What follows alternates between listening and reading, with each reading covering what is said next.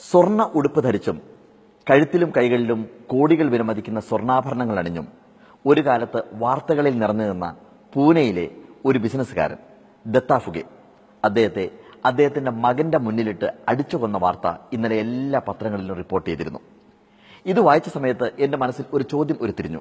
എന്തായിരിക്കാം ഇതിന് പിന്നിലെ മനഃശാസ്ത്രം? എന്തായാലും ഒരു കാര്യം ഉറപ്പാണ്, ഒരു കോട്ടൺ കുപ്പായം ഇടുന്ന സുഖമൊന്നും ഒരു സ്വർണ്ണ ഉടുപ്പിടുന്ന സമയത്ത് ഒരാൾക്കുണ്ടാവില്ല എന്നുള്ള കാര്യം ഉറപ്പ്. പിന്നീട് എന്തിനാണ് ആളുകൾ ഇങ്ങനെ ആർഭാടം കാണിക്കുന്നത്? അതല്ലെങ്കിൽ ആർഭാടം കാണിക്കുന്ന സമയത്ത് നമ്മൾ ആളുകളോട് അടുക്കുകയാണോ അകലുകയാണോ ചെയ്യുന്നത്? ഒന്ന് രണ്ട് മനഃശാസ്ത്രജ്ഞന്മാരെ വിളിച്ചു ചോദിച്ചു. അവർ പറഞ്ഞ ഉത്തരം ഇതാണ്: സോഷ്യൽ ഇൻസെക്യൂരിറ്റി ഫീലിംഗ്സ്. എന്താണ് സോഷ്യൽ ഇൻസെക്യൂരിറ്റി ഫീലിംഗ്സ്? ചില നേരങ്ങളിൽ ചില ആളുകളുടെ മനസ്സിൽ താൻ മറ്റുള്ളവരെ പോലെ സുരക്ഷിതരല്ല എന്നൊരു തോന്നൽ വെറുതെ ഉരുത്തിരിഞ്ഞുകൊണ്ടിരിക്കും. ഈ സമയങ്ങളിൽ ഇവർ തന്നേക്കാൾ ഉന്നതിയിലിരിക്കുന്ന ആളുകളുമായിട്ടായിരിക്കും തന്നെ താരതമ്യം ചെയ്യുന്നത്. താൻ സമൂഹത്തിൽ മറ്റുള്ളവരെ പോലെ ആകർഷിക്കപ്പെടുന്നില്ല എന്നൊരു തോന്നൽ, ബൗദ്ധിക തലത്തിൽ താൻ പിന്നിലാണ് എന്നൊരു തോന്നൽ വെറുതെ മനസ്സിലുണ്ടായിക്കൊണ്ടിരിക്കുന്നു. ഈ പ്രശ്നം പരിഹരിക്കാനായി ഇത്തരം ആർഭാടങ്ങളിൽ ഇവർ ഏർപ്പെടും. അതല്ലെങ്കിൽ അതിനെ പരിഹരിക്കാനായി കാണിക്കുന്ന വിക്രിയകളാണ് ഇത്. പ്രശസ്ത മനഃശാസ്ത്രജ്ഞനായിട്ടുള്ള ആൽബർട്ട് ഹട്ട്ലർ ഇതിനെക്കുറിച്ച് വിശദമായി പ്രതിപാദിച്ചിട്ടുണ്ട്. ഇനി ഇതിന്റെ പരിണിത ഫലം എന്താണ് എന്ന് നോക്കാം. ഒരു കുടുംബത്തിലെ 3-4 ആളുകൾക്ക് മാത്രം താമസിക്കാനായി കൊട്ടാര സദൃശമായ വീട്ടിൽ 30-ൽ-അധികം മുറികൾ പണിതു വെച്ച ആളുകൾ ഉണ്ട്. ഒരാൾക്ക് മാത്രം സഞ്ചരിക്കാനായി 10-16 വില കൂടിയ കാറുകൾ വാങ്ങിക്കൂട്ടുന്നവരുണ്ട്. മക്കളുടെ കല്യാണം നടത്തുന്ന സമയത്ത് കോടികൾ ചിലവഴിക്കുന്നവരുണ്ട്. മന്ത്രിമാരെയും സിനിമാ താരങ്ങളെയും പങ്കെടുപ്പിക്കുന്നതിലാണ് അവരുടെ മാനസിക സുഖം.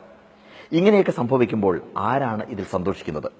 തീർച്ചയായും യാത്ര ചെയ്യുവാൻ വാഹനം വേണം, സുരക്ഷിതമായി താമസിക്കുവാൻ വീട് വേണം, ധരിക്കുവാൻ വസ്ത്രം വേണം, ഭക്ഷിക്കുവാൻ ഭക്ഷണം വേണം. ഇതൊക്കെ ആവശ്യമാണ്.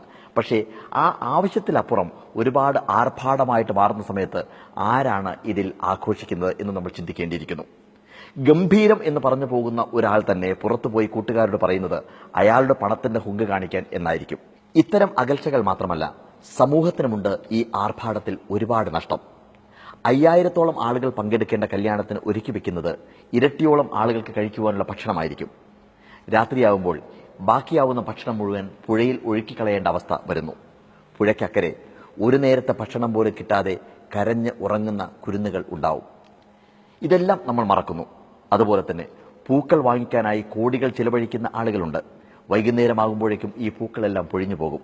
കല്യാണത്തിൽ പങ്കെടുക്കാൻ വരുന്ന ഓരോരുത്തർക്കായി ഓരോ ലിറ്റർ മിനറൽ വാട്ടർ കൊടുത്തു കഴിഞ്ഞതിന് ശേഷം അതിൽ നിന്ന് ഒരു റിക്ക് മാത്രം കുടിച്ച് ബോട്ടിൽ വലിച്ചെറിയുന്ന സമയത്ത് ഒഴുകിപ്പോകുന്ന വെള്ളത്തിന്റെ നഷ്ടം ആ വ്യക്തിയുടേത് മാത്രമല്ല, നാടിന്റേത് കൂടിയാണ്. ഇവിടെ എന്റെ ഫേസ്ബുക്ക് കൂട്ടുകാരുടെ ഉത്തരം അറിയാൻ ഞാൻ കാത്തിരിക്കുന്നു. എന്താണ് ഈ ആർഭാടത്തിന് പിന്നിലുള്ള മനഃശാസ്ത്രം? ഒരു കാര്യം വ്യക്തമാണ്, നമുക്ക് ഈ ലോകത്ത് വിലയ്ക്ക് വാങ്ങിക്കാവുന്നതും വാങ്ങിക്കാൻ സാധിക്കാത്തതും ഉണ്ട്. എത്ര വലിയ മണിമാളിക വേണമെങ്കിലും നമുക്ക് വാങ്ങിക്കാം, പക്ഷേ വീട്ടിൽ മനസമാധാനം വാങ്ങിക്കാൻ നമുക്ക് സാധിക്കില്ല. എത്ര വില കൂടിയ കിടക്ക വേണമെങ്കിലും വാങ്ങിക്കാം, പക്ഷേ ഉറക്കം വിലയ്ക്ക് വാങ്ങിക്കാൻ സാധിക്കില്ല. വലിയ ഗ്രന്ഥങ്ങൾ നമുക്ക് വിലയ്ക്ക് വാങ്ങിക്കാം, പക്ഷേ അറിവ് വിലയ്ക്ക് വാങ്ങിക്കാൻ സാധിക്കില്ല. ഇവിടെ നമ്മൾ സ്വയം ചോദിക്കേണ്ടതുണ്ട്, സ്വർണ്ണക്കുപ്പായം അണിയുന്നതാണോ സ്വർണം പോലെ ഒരു മനസ്സുണ്ടാക്കുന്നതാണോ പ്രധാനം എന്നുള്ള കാര്യം. കുപ്പായം വാങ്ങിക്കുന്നതിൽ യാതൊരു അർത്ഥവുമില്ല. അതേസമയം സ്വർണം പോലുള്ള ഒരു മനസ്സുണ്ടാകണമെങ്കിൽ നമ്മൾ തന്നെ മനസ്സ് വെക്കണം.